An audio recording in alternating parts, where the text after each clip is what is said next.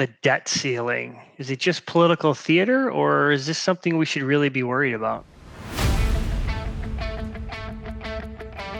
This is one we could talk about for hours, but let's try to get through it relatively quickly. Maybe starting with a question we get from people is, what's the difference between the debt ceiling and a government shutdown?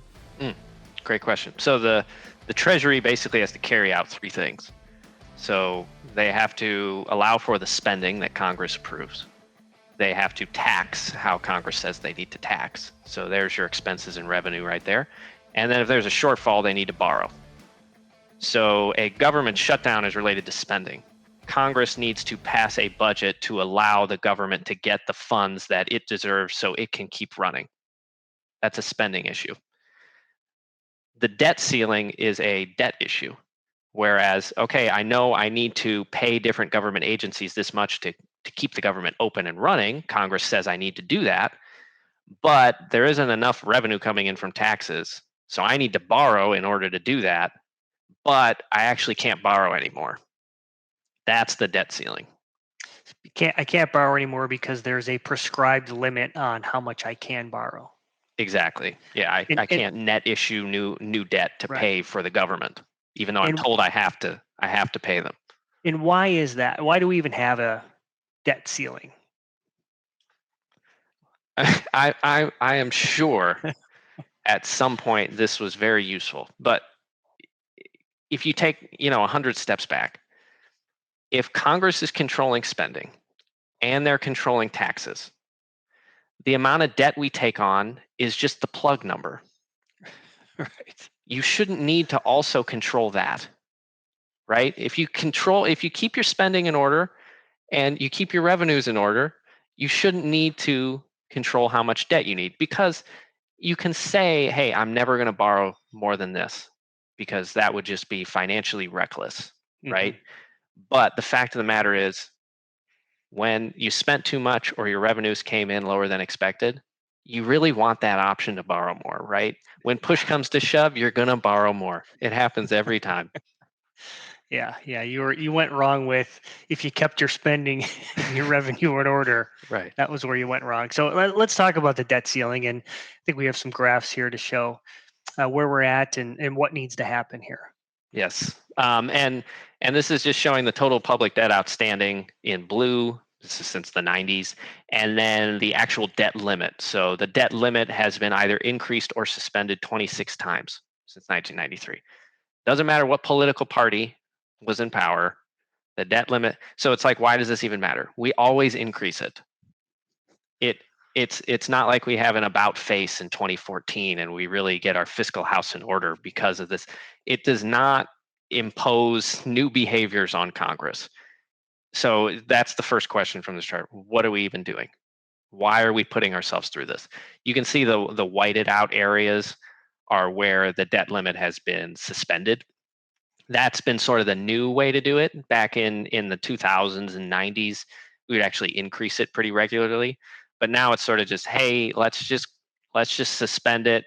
Let's not deal with this for 2 years. In 2 years, we'll do a check-in. So that's what happened. Pre-COVID in 2019, we suspended the debt limit. It came back in August 2021. And here we are. We can't borrow any more money. So it's a self-imposed restriction here that really is just, as you said, a plug number in the equation here. So what happens if we breach the debt? I mean, if we have to breach and we're not allowed to raise a debt ceiling, so are we technically in default? Yeah. This whole thing is just a really interesting intellectual exercise, and it gets super interesting when you think about like what happens if we actually default. And the true answer is nobody knows, because it's never happened. But it's in everybody's best interest to say it would be the worst thing ever, because that's going to drive action from Congress, hopefully. So that's why you see quotes like this from Janet Yellen. You see it all over the Treasury's website.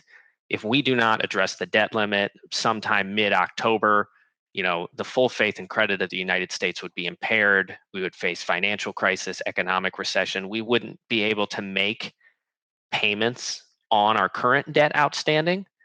So that's going back to this money view idea. Treasuries are the safest asset in the world, and all of a sudden we're missing payments.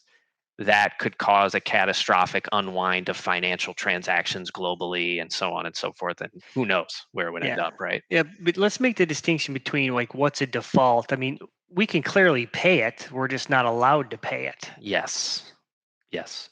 That is where it gets extremely interesting. Yeah. Yeah. Well, how would you look at it if you were a Treasury investor? If you owned a 10-year Treasury and you didn't get a coupon payment because you know what's going on here, Congress hasn't raised the debt limit by the time they should. What are you going to do? Are you going to panic and sell?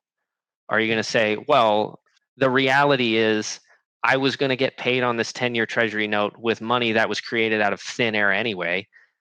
The government is no more or less likely or less able to create money out of thin air than they were before. This is just a temporary thing. This too Yeah. shall pass. I'll be money good and I'll get those coupon payments I missed. So, it's tough to say everybody would see it with those eyes, but Right. Yeah. I mean, I think more in the short term market, if I'm in the 1 month or 3 month market and I need that cash, so I can't yeah. miss that payment. I need my repayment. But the Fed has actually set up these repo and reverse repo facilities that I can just participate there and not even worry about this. So I Yeah. don't see this being a huge problem. I mean, it's more like you said, it's more of a if it happens, what are the ramifications politically, and how do we sort of communicate this to the rest of the world? Hmm. But it does bring into question sort of some of the things that have come out of this, which is an interesting discussion. Maybe just we can give a hint of it here, but the idea of a Fed coin um, Yeah. to sort of alleviate this issue. Maybe just give the viewers a preview of what that is. Yeah. So once again, like what happens if we default? So October 18th comes around, we haven't raised the debt ceiling. Treasury can't make interest payments. So we kind of know what the Fed's playbook would be because they documented it in a conference call in 2013 when Ben Bernanke was chair, what they would do. And basically it's three things. Asset purchases be one. So they would just go out and buy the defaulted treasuries. They couldn't buy all of them. Treasury market's way too big. They couldn't buy all of them. And that's very stimulative, right? You would have to add a lot of money to the Fed's balance sheet. You could do a QSIP swap, which is a similar thing. It's like the Fed says the Fed has 5.5 trillion in treasuries, so they have plenty of securities to swap with you. You give me one that's in default, I'll give you one that's not in default. QSIP swap. So now my overall balance sheet isn't getting bigger. It's not technically stimulative, but I have the defaulted treasuries, you don't. And then there's the repo operations, which is money markets who have invested in treasury bills with coupon payments coming due late October. If they don't get those payments, that's a problem. Well, what they can do is actually just sell that security now, get cash, park it at the Fed, and get 5 basis points. And that's why you're going to see a run on the reverse repo. Like we've already seen a lot of reverse repo usage, but if this doesn't get resolved quickly, the amount of reverse repo activity that the Fed is going to be doing is going to be just unprecedented. Yeah, it already is unprecedented. So Yeah. it's going to go off the chart. So that's more stuff we know, not a huge amount of deliberation or debate about how those things are going to work. But then what the Treasury could do, very interesting stuff. Yeah, so it just gives a little hint on that. So the first thing is the Treasury is held by the Fed. So the Fed has about 5.5 trillion in Treasuries right now. Those are technically included in the statutory debt limit because they are called debt held by the public. So that's debatable. This is something that hasn't been questioned in the court of law, but there's more and more discussion and documentation about how technically you could say the treasuries held by the Fed are not public and therefore they should not be subject to the statutory debt limit. So that gives you 5.5 trillion in breathing room if we wanted to go that route. Mm-hmm. Next thing you could do is just violate the debt ceiling. Very interesting because you're in Janet Yellen's shoes and she's dealing with this trilemma. And she's saying, well, you told me if you approved spending, I need to pay these people. I need to fund the government or else I'm violating an act of Congress. Mm-hmm. And you told me that the tax revenue, I can't just unilaterally raise taxes to get more revenue because I'm violating an act of Congress. So, and I can't raise any more debt. So what am I going to do? And it's you pick like the least constitutionally bad option, which is you just violate the debt ceiling. See what happens. Right. I mean, would you rather be the Treasury Secretary that kept the economy open and kept the U.S. from defaulting, but potentially violated one element of the Constitution?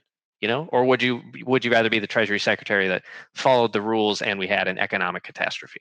Yeah. Yeah, it's interesting. And then what falls under emergency powers of the administration to sort of override all of this and order the Treasury to violate the debt ceiling? Right. Yeah. Um, and then the last and most interesting one is technically, and this is constitutionally legal. The Treasury could mint a platinum or platinum bullion coin, call it whatever they want in terms of its value, and the Fed would have to accept it as legal tender. So this is like you're seeing hashtag mint the coin, right? Getting a lot more traction now. So how it would actually work would be the Treasury mints a coin. Let's just say it's $1 trillion. That's the number getting thrown out. It could be anything. I mean, it could be 50 billion. It doesn't matter. Yeah. It could be 10 trillion. The Fed mints a platinum coin, or I'm sorry, the Treasury does. They say, hey, this platinum coin is worth $1 trillion. I'm going to put it on deposit at the Fed. I'm going to give it to the Fed. The Fed credits my account. I now have 1 trillion in cash at the Fed in the Treasury general account. There you go. Now I don't need to borrow any money in order to meet the spending that Congress has laid out because I have $1 trillion. And then you can talk about the implications of that, what people would think of that. But the Treasury having $1 trillion on account at the Fed is something, the environment we were in like 6 months ago. So Right. it's not too different. It's not. It clearly wasn't inflationary because it's not like that money can be spent on anything other than what Congress has said the Treasury has to spend money on. Right. It's not getting out into the economy. It's just there. And you wouldn't have to violate the debt ceiling or the Constitution.